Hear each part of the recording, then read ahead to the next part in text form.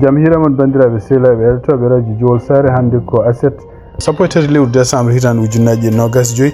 habaruji moɗon ɗemgal Pulaar titruji men ɓuuri mawɗi guiɗoɗen ko tonto Rhode Island ɗum ko pellodiral waɗi toon to université gonɗo toon to Rhode Island ɗum noon Brown University no mbiyata ɗum ni pelluɗo ne continue yilere hande yimɓe ɗiɗi maayi hen yimɓe jeenayo gañima habaruji men États-Unis hande tugnade kadi ko umi toon to Homeland Security hono kamɓe immigration ɓe mbayli oɗo sa joni peeje noɓe jillorto yimɓe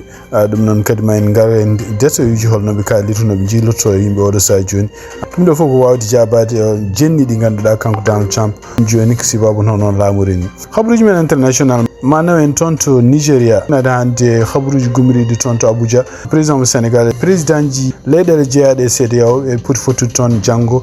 pour haalde gueɗe ɗi ganduɗa parte e sécurité région gon toon to Sahel toon to Mauritanie kadi ma en keɗo hono kanko Ol Bouda ɗum noon ko ministre toppitiɗo ko fati e éducation toon to Mauritanie ko haali oɗo sa joni Mauritanie holla peeje ɗi jogui wawde continue hutorade ɗemgal Farais e ko fati jangde muɗum ko ɗum woni titruji men ɓuuri mawnude oɗo journal ma en gartu détail muɗum joni joni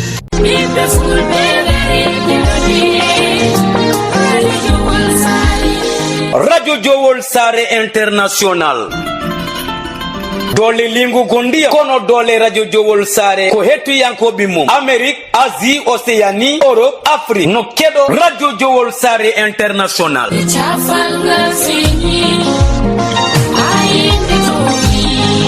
wonande jogiiɓe publicité jokkondir eya radio Jowol International caggal indicatif Mauritanie waɗa 46 53 84 09 walla mbaɗa 44 18 77 18 walla mbaɗa indicatif dowlaji dendude Amérique plus 1 513 668 03 94 bandiraɓe musidɓe tedduɓe heeɗi min Abou Diobo El Hadji Ngori momi hetto radio Jowol International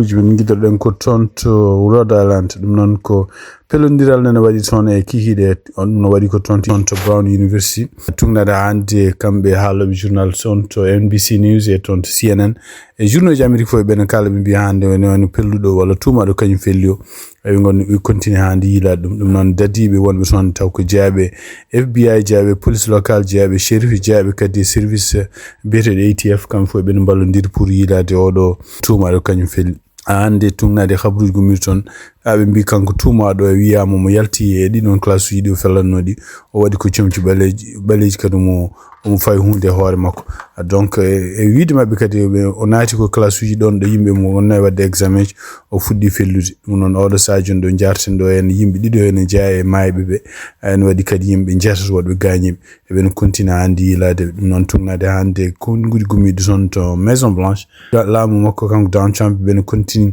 yettude kadi hono yimɓe dadiɓe on toon ɗum noon ko gila e secret service ha e kamɓe service aji toppitiɗo ko fati ko Marshall pour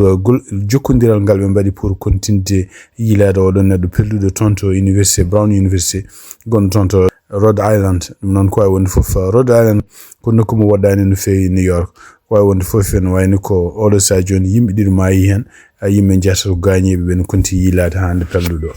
habaruji men États-Unis hande toon to Arlington Texas hono sukko goto kañum hoore mum ko jeeyaɗo walla jibinaɗo toon to Philippines kadi en wayni ko gaddaɗo en guilin woni cukalel ko donc yimɓe jeeyaɓe wiyeteɓe Dakar noon ko sukaɓe addaɓe ɗo en e États-Unis taw kañumen koyemumen keɓani oɗon sahaji duuɓi wawde wadde décision ngaji ɗum noon ko mbiyata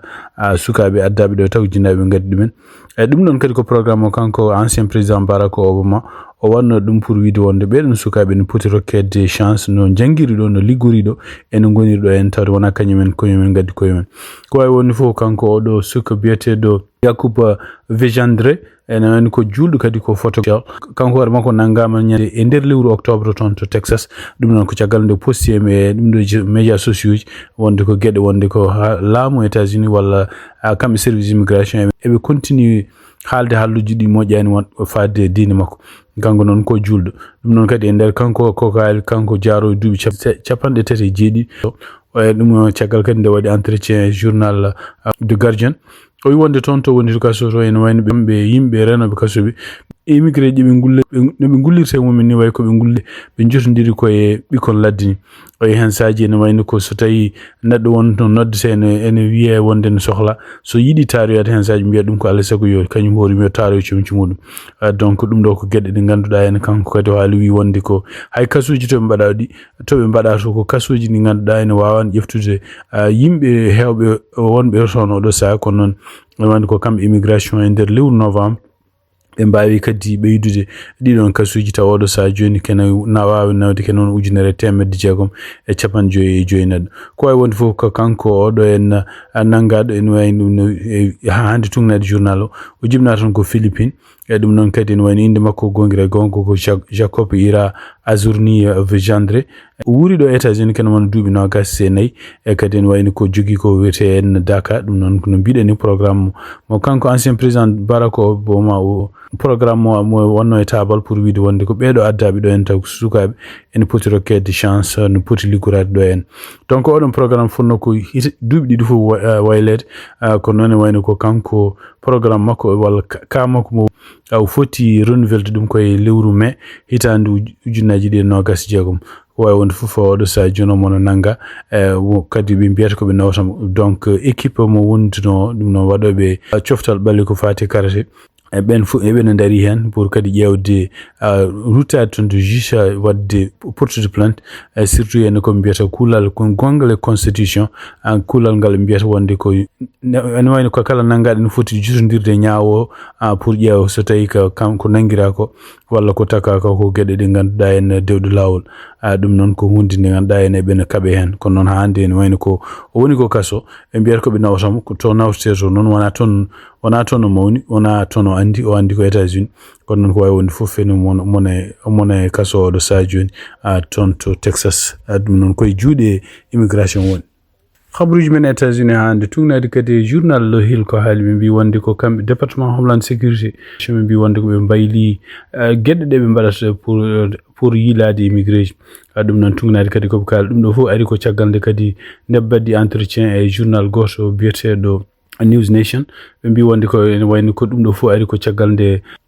sondage uji kewɗi jalti wonde kone hollude hono kanko Donald Trump ene wayno ko laamu makko ko ardunoɗomo laamu makko ɗum noon ko wonno campagne hitande 2024 pour wallude leydi ndi en momtude walla serndude leydi ndi e won bandiji won e surtout en habde won immigré ji ngala kayitaji e ɗum ɗo fof ene wayno ko hunde tellinde donc tunade hande sondage uji ɗi sondage gada noon ko ene wayno ko yimɓe yiɗɓe wonde kanko Donald Trump gueɗɗo waɗata de e ko addi mois de mars wonno ko 42% kono ene wayno ko sakkiti ko en oɗo saha joni wonti 33% ɗum noon ko hunde moƴƴani sondage goɗɗo kadi baɗanoɗo e mois de novembre ɗum fedde wotere wiyeten YouGov poll kañum hoore wino wonde ko ɓuuri hewde Amérique naɓe oɗo saha joni beltaki ɗum noon ken ɓuuri 50% e Amérique naɓe beltaki wonde ko ɓe mbaɗata no ɓe nangirta yimɓe ni ɗum noon kadi ɓe mbi wonde ɗum ɗo fof ko hunde nde ganduɗa en kamɓe immigré ji ɗi ko ɓuuri hewde maɓe nangaɓe hayso ko joguiɓe kayitaji haaldaɓe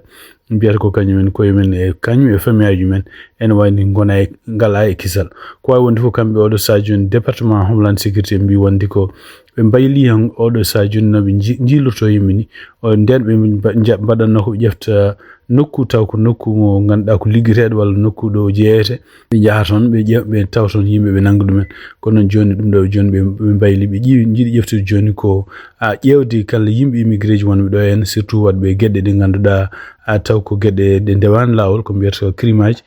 ruttade dossier ji mumen ƴewde ɗumen donc sohlani on saaha ɓe nawa yimɓe hewɓe donc ɓe mbawi nawde tan taw ko yimɓe ɗiɗi walla tata walla ko or goto ɗum ɗo fof kadi ari kadi ko caggal kadi nde kamɓe immigration ɓe jiiya wonde ko gueɗe kewɗe noɓe jaranno toon so guure kewɗe ko wayno Los Angeles Chicago ko wayno Charlotte Caroline du Nord ɗum ɗo en wayno ko kala nde ɓe jeeyi toon ɓe kawrata koye seppoɓe yimɓe hewɓe hen saji wona haareji hakkude mabɓe kamɓe ɓeɗo en dadiɓe taw ko yimɓe liggoroɓe immigration e kamɓe kadi yimɓe wonɓe toon en cepp donc ɗum fof kadi haɗani wonde ko ɗeɗo balɗe ɗum noon ko balɗiɗi ɓennude ɓe jani toon to New Orleans ɗum noon ko toon to Louisiana wayno ko opération moɓe ginni indi mum mbiyata ko Catahoula Crunch e oɗon opération ɓe mbi wonde hay sinno ɓe mbayli noɓe jillorto yimɓe ni oɗo opération haɗata ɗum continde e oɗo ñalawma hande samedi wiyama yimɓe ɓe nangui toon yettima 250 neɗɗo no be nangi dum koy saraji Louisiana siri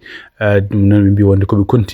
continue be wonde yilade be don yimbe parce que tungande hande département homeland sécurité bi wonde ko be tobbi joni ko ni wona ujunaji joyi na del fo be nango dum en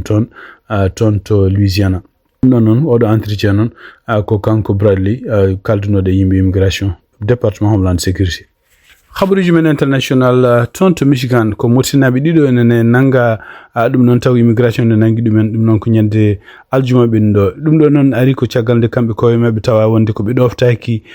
kuule de ganduda pawnode mabbe surtout wonde tawde jawe ne bada mabbe don ko jawe électronique wiyama wonde jawe de kolli wonde be jalti nokkuji de be biya ala be potan yaltude mi don tabi ngala autorisation kambe be do yimbe non e wayno ko yimbe didi murtinabe no biiden ni ko yimbe kadi wiyanobe kala nyande alarbe ne poti ar kanyum ko men neddudo fort pour kolla yimbe immigration wonde ko kanyum ko men goni ko nokkuji do biya yo gondi dum non ko dum woni ko yalton donc nyande jeedi lewru décembre hitan ujunaji de no gasse joyi hono gote mabbe biyete de mbi ene wayni ko kanyum horum nodduno ko ton to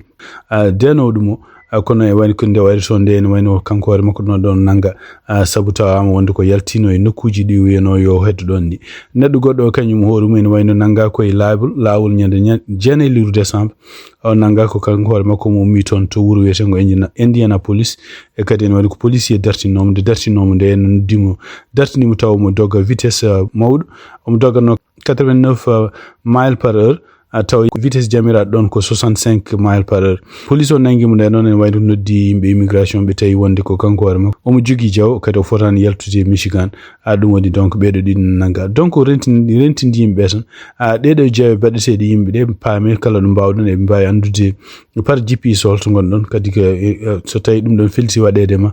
reno so toppitoda rentade toppida kadi doftade kala kuule pawade ma e kala notade kadi rendez-vous ji dokkada dum non ko gila e won mbawdum wonde do États-Unis fof dum do kadi ko hunde wawde wallude on e kisal modon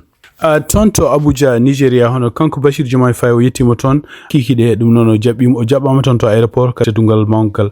tungnade hande reporter uji Sénégal nabi yadume makko kanko Bashir Diomaye Faye non yaduma ko ton non ko tawde boto mbado ton jango nyalawma 14 lewru décembre tan ujunnaji 25 taw ko botu yembe beedo leydel ardibe walla jeyabe CEDEAO e dum non kadi deedo leydel kadi hawnek ene jeya ko be kala ton kadi ko kudditaji continue bade do sa joni kanko Bashir Diomaye Faye taw mo jeya beedo yimbe hoolaabe tawni kanyumen ko men kalde won leydel won surtout ko en Guinea Bissau kadi ne jeya hen kadi kudditaji debdi waddi son to koto tonto bene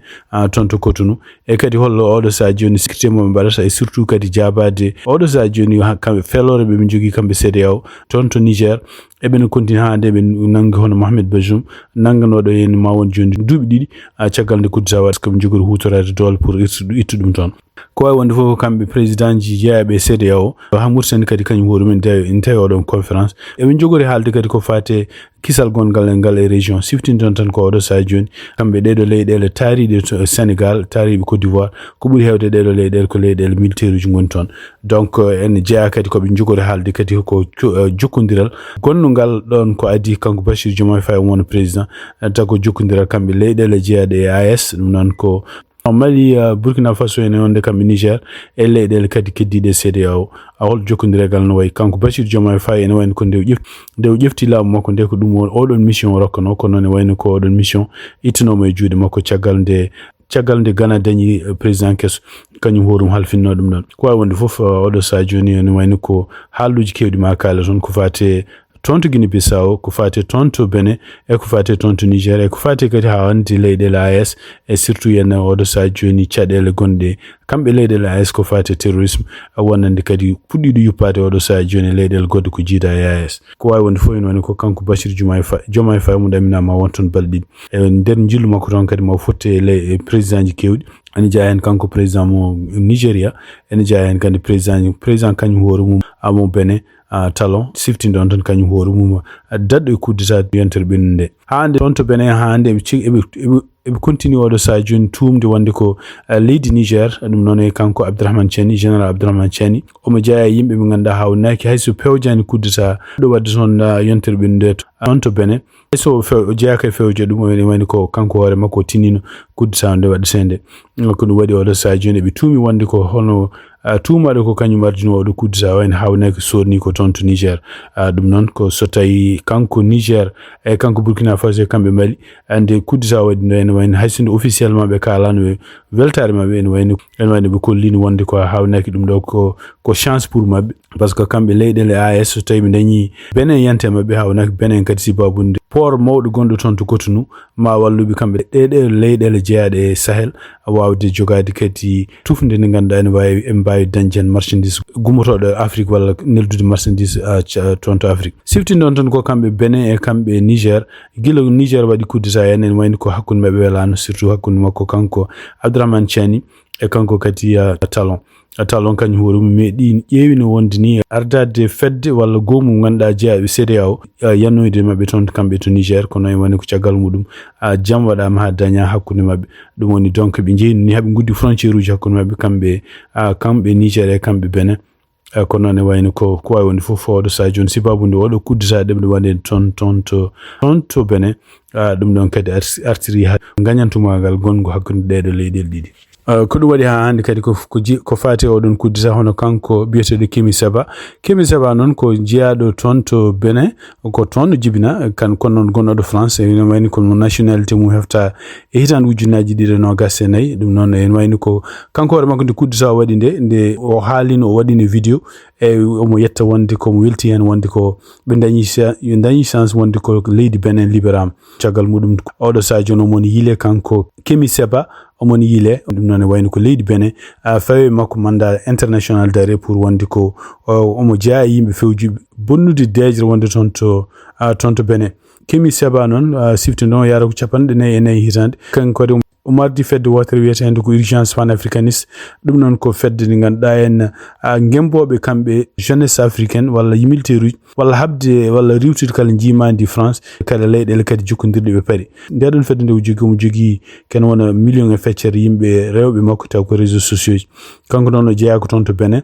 kono ene wayno ko e nder hitande ujunnaji 2024 o nationalité makko française ittama caggal kadi nde France tuumi wonde ko kanko hoore makko mo jokkodire pelle waɗ boniyankoɓe surtout kadi mo jokkodire Russie ko wawi wonde fof en wayno ko kudditaji ko mbaɗi toon to Mali to Burkina Faso e toon to Niger e surtout kadi ko kamɓe Russie naɓe nde ɓe neldi toon Wagner en kanko hoore makko kadi mo inde makko ne haale wonde jokkodirɓe e Russie e jokkodirɓe kadi e ɓeɗo Wagner donc oɗo sadio ni kamɓe Benin e mbaɗi mandat pour ƴewdemo kanko Kémi Séba to wawi wonde fof toon to Mauritanie tugnade journal Mauritanie biyeteɗo Al Akbar en wani ko kanko ministre o pidiɗo ko fate jangde Houda Mintou Baba en wayno e nder discours mo ƴefti kadi walla nder jokkodiral ngal wadde jayniyankoɓe o siftini wonde ko en wayno ko ɗemgal France ko continue hutirede toon to Mauritanie e ɗum noon kadi ɗum ɗo fof ari ko caggal kadi ande kamɓe koyeɓe gonno koye potital ngal kadi mbiya ɗum ko Fonds de solidarité pour l'innovation taw ko potital ngal kadi yoɓi jonde muɗum ko kamɓe ministre français to priɗi ko fate Europe e affaires étrangères ɗum noon e wayno ko kanko Mintou Baba e nder kongunɗali o haali kadi o wi wonde ko en waɗi fayida mawɗo pour leydi jogade kala ɗemɗe kewɗen kaala hen e ɗum noon kadi o wi wonde ko ɗum ɗo foti ko hunde continuer wonde ene wayno ko kanko Mintou Baba kadi o wi wonde ko ɗemgal Farais walla janggude hutorade ɗemgal Farais ko hunde heddotode kala niveau ji gonɗi toon to jangde toon to Mauritanie o wi wonde ko ɗum ɗo kadi ko hunde nde ganduɗa en ko hawnaki ma wallu kadi Mauritanie naɓe janggoɓe walla Mauritanie naɓe jaltoɓe ɗiɗo école aji jogade humpito taw ko humpito ko walla ɗumen e hebde gandal gongal caggal leydi kanko Mintou Baba kadi o siftini tan wonde ko woni kono Mauritanie kadi ma continue jokkodirde Farais e surtout en coopération partuɗo e ko fate jangde e coopération kadi fatuɗo kala ko fate formation e surtout taw oɗon formation ko heblude yimɓe taw ko keblugol ngol ko keblugol nafol tan wawa wallude agence française de développement et partenaire uji gonɓe toon to Mauritanie wawde liggodirde ko wawi wonde fof kanko kadi o haali o wi wonde ko jokkodiral hakkude Mauritanie e France ma continue wawde yaade kadi bangeji goɗɗi wallude jangguinoɓe e wallude kadi système jangde wonde toon to Mauritanie ɓeydade moƴƴude. Habaruji men international hande toon to Mauritanie tugnade kadi habaruji bindade toon to Shams El Maarif ono yimɓe nayon tawama toon ene maayi e laande ɗum noon ko laana ka kadi ko laana koccaka ko toon to tufde Mauritanie taw laana ka kadi wonnoɓe hen anniwi men ko yaade toon to île Canaries ɗum noon ko toon to Espagne ɗum ɗo kadi ko ɗanle pour yaltude faade toon to Europe. Tugnade hande communiqué walla tugnade hande article on haaliri ni ɓe mbi ko kamɓe police national mo Sénégal ko kamɓe mbaɗi communiqué ɓe mbi wonde e enquête mo ɓe mbaɗi ñande 10 lewru décembre ɗum noon ko alarba ɓenɗo ɓe mbi ɓe tawi e nder ɓeɗo yimɓe hoccaɓe ene maayi tan waɗi tawi toon Sénégal naaɓe ɗiɗo ɓeɗon Sénégal naaɓe jeeya ko Touba ɓe tawi hen kadi debbo o noon inde mum haalaka walla andaka holto jeeya. Tugnade hande seedeji ɓe mbi wonde ko yimɓe maaɓe ɓe hen yimɓe ɗiɗo maayi ko sibabunde kañum hen koyemen jani e ndiyam donc ndiyam ɗam tawde geeƴo koko ene waɗi bempeƴi ɗum waɗi wari ɗumen. Goɗɗo kadi maayi ko sibabunde kañum hoore mum hulde jangol naati toon e nder keesuji ɗi kadi toon waɗi no bidonŋaji ne waɗi carburant ɗum noon ko sibabunde duuɓeki carburant ɗum warimo toon. Goɗɗo kadi ne wayno kañum hoore mum maayi ko caggal nde ɓe ƴeŋni ka ɗon laana donc on maayi ko juuɗe mabɓe toon to Nouadhibou ko wawi wonde foof ene wayno ko jiiɗa e ɓeɗon nayo maaɓe ene wayno ko 90 neɗɗo kañumen koyemen guittama toon ene waɗi ɓeɗon 90 ene waɗi hen cukalel ngel heɓani duuɓi donc ko wawi wonde foof ɓeɗo foof ko yimɓe nationalité ji kewɗi goni hen ene jeeya hen Sénégal naɓe ene jeeya hen Gambie naɓe ene jeeya hen Guinée naɓe ko wawi wonde foof ene wayno ko tugnade hande koɓe kaali ɓe mbi wonde ko ɓeɗo yimɓe fof jolnoɓe kaɗo laana goto men fof yooɓi ko kene wona 1.5 ujunere ha 1.8 ujunere franc CFA pour wawde pour taccude maayo ngo yaade toon to Europe. Habaruji men international cakkitorɗen ko toon to Venezuela ɗum noon tugnade hande habaruji gomiriɗo toon to Colombie ono kanko gardiɗo leydi Colombie e nder konngudi ɗi haali o wi wonde ko kono kanko Nicolas Maduro so tawi tan o felliti wonde komo woppa laamu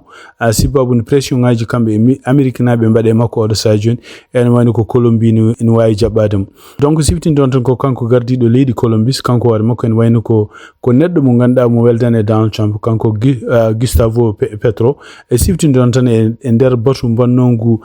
toon to New York ɗum noon ko lebbi ɓennuɗi taw ko batu Nations Unies kono kanko Donald Trump ene wayno o yamirino wonde ministre toppitiɗo ko fati affaires étrangères mo États-Unis ɗum noon hono kanko Marco Rubio yo heftu visa makko kanko Gustavo Petro ɗum noon o yaltinamo e États-Unis ɗum noon e wayno ko ndeɗon yamirore waɗi déjà taw ko kanko Gustavo o yettima déjà toon to Colombie ko wawi wonde fof ene wayno ko Colombie sibabude wiide wonde ko kañum hoore mum en faami wonde ko kala ko États-Unis waɗata ko toñangue tawde kadi kanko Nicolas Maduro mon continue wullitade wi wonde ko États-Unis menace uji ɗi waɗata ɗi fof joni yide ittude mo e laamu e kadi yidde heɓtude pétrole gonɗo toon to Venezuela ko wawi wonde fof ene wayno ko so tawi kanko felliti omo yalta leydi ndi pour wawde dandude yimɓe makko Colombie wonde wiyande kak wimo bisimilla toon to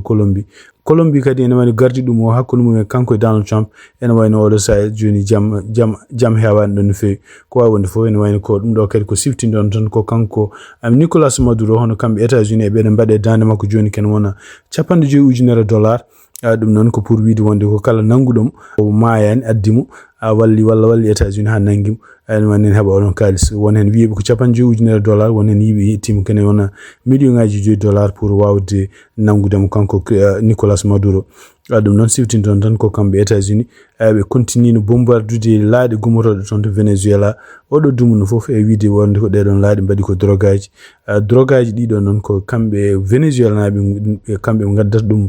toon to États-Unis e wiide mabɓe kamɓe administration Donald Trump ɗum ɗo kadi firti wonde ko Venezuela nene attaque États-Unis ko ɗum woni ko ɓe kutortoɗo toon joni to congrès wiide wonde ko alay sago ɓe jenoya kamɓe Venezuela haysinde congrès surtout démocrate ene continue dartade ɓe joni wiide wonde ko kanko Donald Trump o ala droit déclare de guerre leydi janandi. bandiraɓe sehlaɓe heɗotoɓe radio Jowol Sare jaam hiire mon ko adi foof ko fate wayo siftini tan toon oɗo saha joni gonɗen ko 9h ɗo e Mason ɗum noon ko Ohio toon to Californie gonɗen joni ko 6h kikiɗi toon to Abuja gonɗen ko 3h50 subah toon to Nouakchott ɓe goni ko 2h50 matin habaruji moɗon ko fate wayo ko siftini ɗon tan en wayno ko hanki jamma ha fayde ha oɗo jamma no gonɗen en wayno gonɗen koye neige ɗum noon ko diwan Ohio e ko taari ɗum noon ɗo e maison joni gonɗen température ko moins 8 degré moins 8 degré o ɗum noon ɗo e 11 heures ma yetto e moins 9 degré en ɗamina so yimɓe pini subaka law hedde 7 heures température o ma yetto e moins 16 degré celsius ɗum noon ko noon continuirta en wayni ko ñallawma dimanche o e wayni ko hedde 8 heures température o ma monti seeɗa wona moins 15 degré ñallawma ñallata ko moins hakkude moins 13 et moins 10 hedde 4 heures kikiɗe ma yetto e moins 10 degré donc jangol ngol kadi température kadi ma ɓeyde continude baisse ñallawma altine ɗum noon ha subaka altine ma en pino e kene wona moins 15 degré ko fate neige o ɗamina ma darto e hedde 11 heures jamma kono noon e wayno ko ñallawma alhamis garto yo neige kadi ɗamina kene wona 80% ha wonaki ma en dañ kene wona 3 inci ɗo e Ohio kono noon e wayno ko nangue ma yaltu dimanche lundi mardi e ɗum noon ñande mercredi ma waɗ ƴiwa ɗum ñande alhamis toɓoji ma gartu bandiraɓe sehilaɓe heɗotoɓe radio Jowo Sare habaruji min jogo noon hannde e ɗemgal Pulaar e oɗo ñalloma aset sappo e tati lewru décembre hitande ujunnaji ɗiɗi nogas joyi gasi yaalaɓe ko musidɗo mon Amadou Touré aldana won yen mbaale jaam ha janggo kadi so Allah jaaɓi on jarama.